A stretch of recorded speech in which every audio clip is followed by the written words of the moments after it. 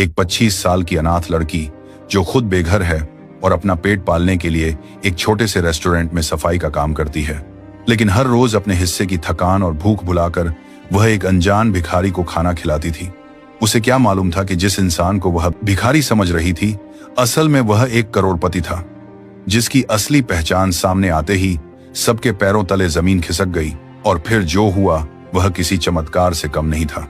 पूरी कहानी जानने के लिए वीडियो को आखिरी सेकंड तक जरूर देखें, लेकिन उससे पहले वीडियो को लाइक करें और कमेंट में अपना और अपने शहर का नाम जरूर लिखें। कानपुर का घंटाघर बाजार हमेशा से ही जिंदगी की भागदौड़ से भरा रहता था। वहां हर तरफ शोर का सैलाब उमड़ता, लोग एक दूसरे से टकराते चलते और हवा में तरह तरह की आवाजें खुली रहती। ठेले वालों की पुकारें गूंजती, गरम गरम जलेबी ले लो, सस्ती दाल, बढ़िया सब्जी।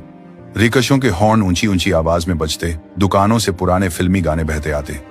इस भीड़ भाड़ के बीच खड़ा था एक पुराना रेस्टोरेंट जिसका नाम था गुप्ता रसोई। दरवाजे पर लगी नेम प्लेट टूटी फूटी थी, अक्षर फीके पड़ चुके थे, लेकिन अंदर कदम रखते ही तेल और मसालों की तेज महक नाक में चढ़ जाती। बर्तनों की खनक, ग्राहकों की बातें और मालिक की डांट, यह सब रोज का मंजर था जो कभी नहीं बदलता। इस रेस्टोरेंट में काम करती थी काव्या, एक 25 साल की लड़की जिसकी जिंदगी दुखों से भरी थी। वह साधारण सलवार सूट में रहती, माथे पर पसीने की बूंदें चमकती, हाथों में भारी ट्रे थामे वह हर मेज पर दौड़ भाग करती। उसकी पीठ सीधी रहती लेकिन आंखों में थकान और उदासी छिपी रहती। काव्या चुपचाप काम करती जाती, ग्राहकों को खाना परोसती। एक दिन एक ग्राहक ने गुस्से से कहा, अरे लड़की जरा जल्दी नहीं कर सकती? आधा घंटा हो गया ऑर्डर दिए। काव्या ने धीमी कांपती आवाज में जवाब दिया, जी अभी लाती हूं। उसकी आंखें नम हो गई, दिल में एक टीस उठी, लेकिन वह मुस्कुराती रही जैसे कुछ हुआ ही ना हो।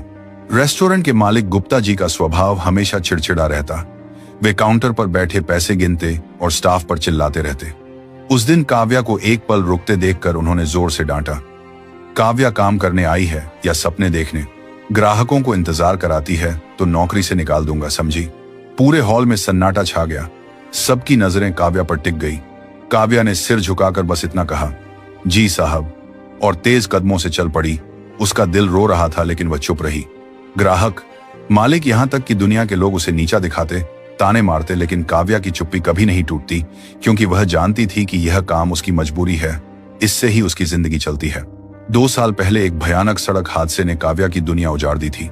उसके माँ बाप दोनों उस हादसे में चले गए और सारी जिम्मेदारी उसके नाजुक कंधों पर आ गई। अब काव्या और उसका 14 साल का छोटा भाई रोहन अपने मामा के घर रहते थे।